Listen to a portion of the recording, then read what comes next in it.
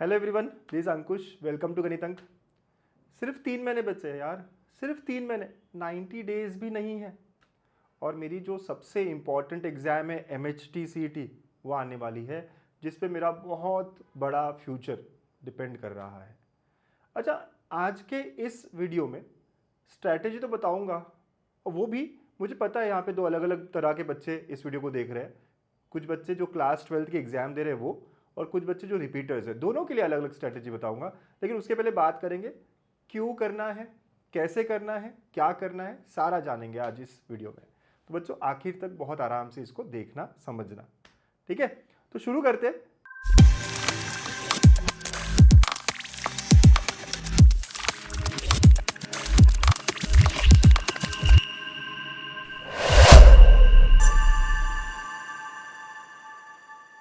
हमारे लिए MHT-CET 2024 क्यों इतना इंपॉर्टेंट है? ऐसा क्या डिफरेंट हो जाएगा भाई MHT-CET में बहुत अच्छा स्कोर करके और नॉर्मल स्कोर करके? सबसे पहली बात यह है कि जो बच्चा 99 परसेंटाइल प्लस लाएगा और जो बच्चा 96-97 परसेंटाइल के आसपास लाएगा, बच्चों वो दोनों ही बच्चे इक्वली मेहनत कर रहे हैं आज। थोड़ा सा डिफरेंस है उनके स्ट्रैटेजी में, जो आज आपको मैं बताऊंगा, और वो 96-97 से 99 की तरफ जाने में हेल्प करेगा। और 99 परसेंटाइल अगर आपके आ जाते हैं तो आपको मिलता है MHT-CET का बेस्ट कॉलेज। COEP, VJTI है ना, थाडोमल, VIT, PICT, वालचंद सांगली, ये सारे जो बड़े बड़े कॉलेजेस हैं। और ये जो टॉप कॉलेजेस है और बाकी कॉलेजेस में फ़र्क क्या है? नंबर 1 यार, एक पीयर ग्रुप। यहाँ बहुत अच्छे बहुत टैलेंटेड फ्रेंड्स मिलते हैं, जिनके कारण आपका एक्सपोजर बढ़ता है, आपके फ्यूचर में बहुत अपॉर्चुनिटीज़ खुल जाती है। नंबर 2, और ये बहुत बड़ी बात है सर, प्लेसमेंट्स या फिर इंटर्नशिप्स। यस, ये जो बड़े बड़े कॉलेजेस है बेटा, यहाँ पे जो प्लेसमेंट्स होता है इनका एवरेज पैकेज 12 लाख के ऊपर होता है। हाँ बच्चों, अब बहुत सारे बच्चों को तो 18 लाख भी स्टार्टिंग सैलरी मिल जाती है, और कोई एक्स्ट्रा ऑर्डिनरी हो तो उनकी बात ही अलग है। और वहीं पे अगर आप नॉर्मल कॉलेजेस से जाते हो, जहाँ आप 95-96 परसेंटाइल की तरफ जा रहे हो या उससे कम, यहाँ पे यूजुअली कह रहा हूँ मैं, एवरेज पैकेज 3 लाख के अराउंड होता है। आप भी खुद देख लो कितना बड़ा डिफरेंस क्रिएट करेगा अगला 3 महीना हमारे लिए। और हाँ, हम जंप कर सकते 95, 96, 94 वाले परसेंटाइल से 99 की तरफ अगले 3 महीने, अगर हमने स्ट्रैटेजी के साथ अच्छे से पढ़ाई करी तो बहुत इंपॉर्टेंट ये 3 मंथ्स है। तो MHT-CET में 99 परसेंटाइल के अराउंड लाना हमारे लिए इसलिए बहुत ज़्यादा इंपॉर्टेंट हो जाता है, क्योंकि हमें शुरुआत बहुत अच्छी करनी है। और सच बता रहा हूँ, अच्छे कॉलेजेस में ही बहुत बड़ी बड़ी कंपनीज आती है, बाकी कॉलेजेस में बहुत डिफिकल्ट हो जाता है ना। बहुत बच्चों ने सुना होगा सर कॉलेज मैटर नहीं करता। यार कॉलेज मैटर करता है ना। पहले प्लेसमेंट में तो करता है, उसके बाद skills. Yes I know, skills बहुत ज़्यादा इंपॉर्टेंट है। अच्छा सर ठीक है ना, समझ गया, कन्विंस्ड हूँ कि मुझे क्यों ज़्यादा अच्छी पढ़ाई करनी है, क्यों 99 परसेंटाइल के अराउंड लाना है। सर मैं जानता हूँ ये बात, मुझे भी COEP VJTI में जाना है, ठीक है, कैसे जाऊँगा? हाँ, क्या आपको MHT-CET एग्जाम के बारे में पता है? Do you know what is MHT-CET? How many marks do you need to get into this colleges? क्या आपको इसके बारे में आइडिया है? चलिए बात करते हैं, है ना। 2 साल पहले तक क्या होता था कि MHT-CET में बच्चे 200 में से 200 लाते थे। अब वो ट्रेंड बदल गया है, अब पेपर का लेवल अप हो गया है, काफ़ी JEE मेंस के क्वेश्चन यहाँ आने लगे हैं। मोस्टली मैथ्स में डिफिकल्टी लेवल काफ़ी अच्छी हो चुकी है। तो लास्ट 2 साल की अगर बात करें, अगर आपका स्कोर 160 के अराउंड आता है तो आपको 99 परसेंटाइल ऑन एन एवरेज, वो शिफ्ट टू शिफ्ट डिफर करता है, लेकिन एवरेज बता रहा हूँ मैं, अगर आपका स्कोर 160 प्लस या 160 अराउंड आता है तो आपका जो परसेंटाइल है वो इतना है कि जो आपको COEP और VJTI की तरफ लेके जाए 99.5 के अराउंड। यस बच्चों, अब कुछ बच्चे कहते हैं सर मेरा फिजिक्स अच्छा नहीं, मेरा केमिस्ट्री अच्छा नहीं, मेरा मैथ्स अच्छा नहीं, कोई तो एक सब्जेक्ट बहुत बेकार है, अच्छा नहीं है। आप खुद सोचो, क्या आप सिर्फ 2 सब्जेक्ट्स को एडअप करके 160 ला सकते हो? मैथ्स लास्ट ईयर इतना टफ था कि 85 मार्क्स हमारे ही बच्चे के थे, 84, उसका 99.96 परसेंटाइल था, मतलब शायद 86 मार्क्स 100 परसेंटाइल रहा होगा।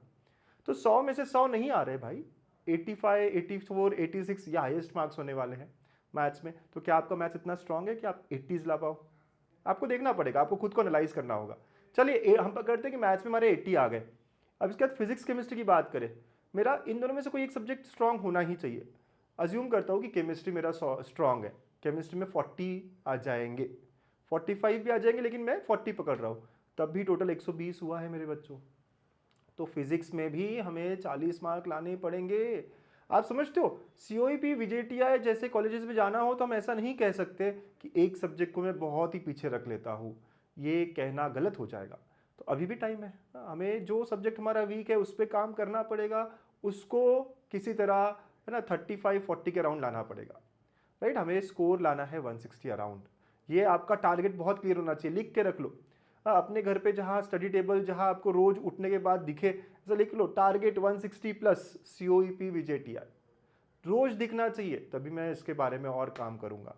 और अंदर से भूख आएगी ना तो मेरे बच्चों आप पक्का इस पे वर्क करेंगे, ठीक है। आपको पता है ना मैथ्स 100 मार्क का होता है, फिजिक्स केमिस्ट्री 50-50, और जो बायो वाले बच्चे हैं उनके लिए बायो 100 मार्क का लिए होता है, ठीक है। तो आपको एडअप करके 160 कैसे आएगा, है ना सर, ये बहुत ईमानदारी से देखना है। सर COEP VJTI छोड़ दो, पीछे कॉलेजेस, ठीक है, 5-10 मार्क कम करते करते जाइए, हाँ वैसे आपको वो कॉलेजेस मिलते जाएंगे, ठीक है। तो ये पहली बात थी कि क्यों इंपॉर्टेंट है। दूसरी बात, कितना स्कोर होना चाहिए COEP VJTI के लिए, ये भी हम समझ गए, ठीक है। अब थर्ड बात, सर कैसे करेंगे हम, क्या करेंगे हम ताकि हम इस तरफ पहुंच जाए। बच्चों यहाँ पे जो स्ट्रेटेजी है, दो अलग अलग बात करते हैं। एक वो बच्चे जो भी क्लास 12 दे रहे हैं, जो बच्चे क्लास 12 दे रहे हैं बच्चों, अब हाई टाइम है, आपको फोकस करना है अपने बोर्ड्स एग्जाम पे। क्या कह रहे हो सर, बोर्ड्स के एग्जाम, वो तो भाई कोई काम के ही नहीं है, उसके ऊपर से तो एडमिशन्स भी नहीं हो पाता। सिलेबस सेम है MHT CET और बोर्ड्स का। अब आपको बोर्ड्स बहुत अच्छे से करने हैं, सारे चैप्टर्स ठीक से करने हैं, सबके वन शॉट्स देख लो, रिवीजन कर लो, PYQ सॉल्व कर लो, लेकिन बोर्ड्स में बहुत अच्छे परसेंटेज लाने की कोशिश करो। क्योंकि जब आप बोर्ड्स अच्छे से कर लेते हो तो आपका अपने आप सेम सिलेबस होने के कारण CET भी एक बार प्रिपेयर हो जाता है।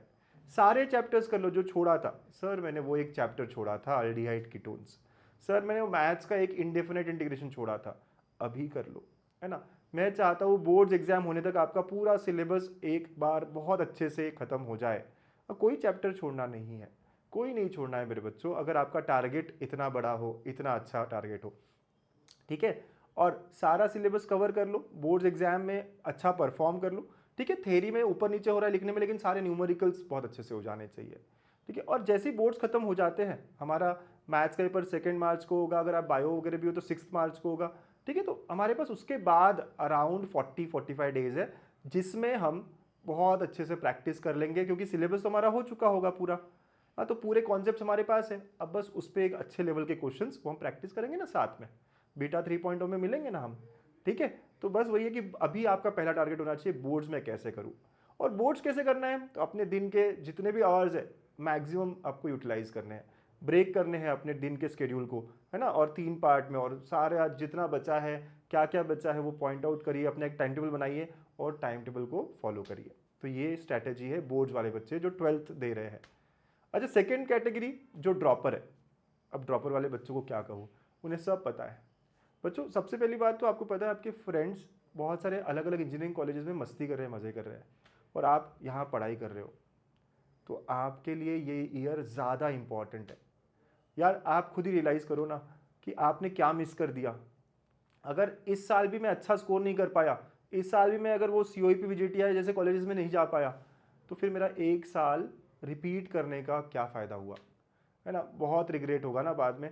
तो हमारे जो दिन के 24 आवर्स है, कम से कम 12 घंटे बहुत ईमानदारी से बहुत मेहनत करनी है ना। स्केड्यूल बनाना है, आपको तो पता है कैसे पेपर आता है, आपने सारा देखा हुआ है कि कितना डिफ़िकल्टी लेवल है, क्या पूछा जाता है, क्या नहीं पूछा जाता है, कैसे करना है, अच्छा आइडिया है आपको बाकी लोगों से। आपको बस हार्डवर्क की कमी है, अगर यहाँ कुछ कमी है तो हार्डवर्क की है। तो फाइंड आउट करो, आप भी एक लिस्ट बनाओ पहले, कौन कौन से चैप्टर्स मेरे स्ट्रॉन्ग है, कौन कौन से वीक है, वीक चैप्टर्स पे काम करो। ये सभी हमारे पास टाइम है, आप भी टारगेट लीजिए ना कि मेरा सिलेबस मैं अच्छी तरीके से, जब तक इनका बोर्ड्स खत्म होता है मैं भी कर लूँगा। सर क्लास 11 के चैप्टर्स भूल गया, वो कर लेंगे, या और कोई चैप्टर्स है वो कर लेंगे, लेकिन इनका जो बोर्ड खत्म हो रहा है 2 मार्च तक, वहाँ तक मेरे भी MHT CET के सारे चैप्टर्स बहुत अच्छे से हो जाएंगे। वीक बाय वीक प्लान करो और उसे कंप्लीट करो, है ना बच्चों, बहुत इंपॉर्टेंट है। और कुछ बच्चों का ऑलरेडी हो चुका होगा सिलेबस, और एक बार दूसरी बार प्रैक्टिस कर लो, लेकिन आप एक और बार पूरे डिटेल में सारा सिलेबस जाइए, फटाफट कंप्लीट करिए, और जब तक कि इनका बोर्ड्स खत्म होता है हमारा एक और बार रिवीजन हो जाना चाहिए। भाई साहब हमें 2 बार 3 बार रिवीजन करके रेडी रहना है, तभी हमें एज मिलेगा ना इन सब से, हाँ या ना? यस। तो ऐसी स्ट्रैटेजी आपको अप्लाई करनी है। अब आखिर में कुछ टिप्स फ्रॉम माय साइड, है ना, 3-4 टिप्स कहूँगा मैं आपके लिए। पहली बात, फर्स्ट टिप, कि मैंने एक बहुत अच्छी किताब पढ़ी है एटॉमिक हैबिट्स, उसमें ऑथर कहते हैं जेम्स क्लियर कि आप कोई भी चीज़ सडन चेंज नहीं ला सकते, you have to do things step by step, atomic changes लाने होते हैं। तो ये सभी के लिए बहुत इंपॉर्टेंट है। ऐसा नहीं हो सकता कि मैंने 7 घंटे का शेड्यूल बनाया और कल मैं अचानक से 14 घंटे पढ़ने लग जाऊँ, नहीं। या फिर ऐसा भी नहीं हो सकता कि मैं 7 घंटे का शेड्यूल बना रहा हूँ, रोज़ मैं सिर्फ 2 ही घंटे पढ़ाई कर रहा हूँ, गलत है।